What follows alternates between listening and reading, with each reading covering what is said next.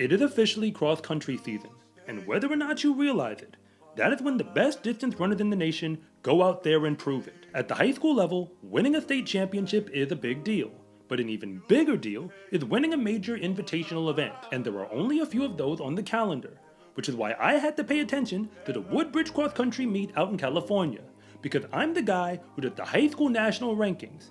So if you want to be the best, you have to go out there and beat the best. And that's exactly who showed up to compete at Woodbridge.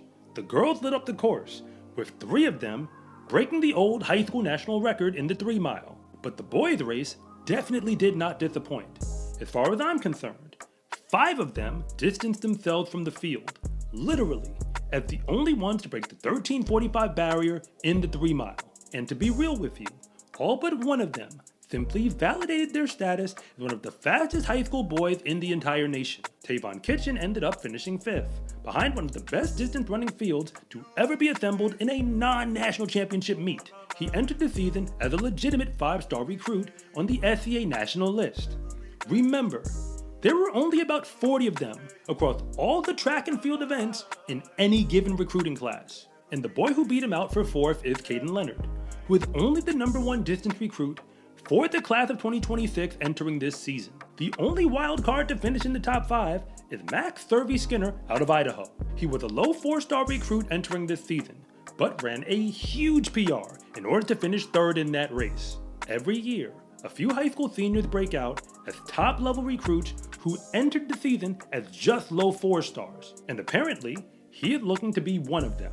But the race to the finish line was by the 2 boys who entered the meet as the top distance recruits in the field for the class of 2025. Josiah Tostenson came into the meet as the #8 recruit across all the track and field events, which is a very big deal, but he was battling the #1 recruit for the entire SCA national list for that class, Owen Powell. And with 0.2 of a second separating them, Owen Powell got the victory, which is proof that it really doesn't matter if you win by an inch or a mile.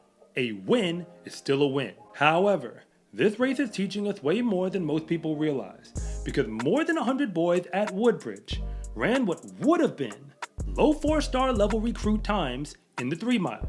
They broke 15 minutes, but only 13 of those were able to break 14 minutes. When it comes to high school distance running, there are levels to this, and none of those levels are quite the same thing as what you find at the top of the NCAA. Many of the top distance recruits end up redshirting during their true freshman seasons in cross country, and if not, they end up running for teams where they don't make the varsity top 7 anyway, at least as first as true freshmen. The top distance recruit in 2024 was Drew Griffith, and he's already redshirted as a true freshman at Notre Dame, and Nathan Neal joined him as the 2nd best distance recruit in that class. He now runs for Washington, but he didn't run as a member of their varsity 7 at the Nutty Comb Invitational. Distance running is a sport where only the strong survive, and the only way to win is you have to put in the work. Considering that Woodbridge was a 3 mile race, decided ultimately by 0.2 of a second, I have no idea who the fastest high school boy is going to be when the cross country season is over. There seems to be a whole bunch of fast kids out there who are chasing after the crown. But what I am sure of is that I will be paying attention from here on out. If you think you need help getting recruited, you are probably right.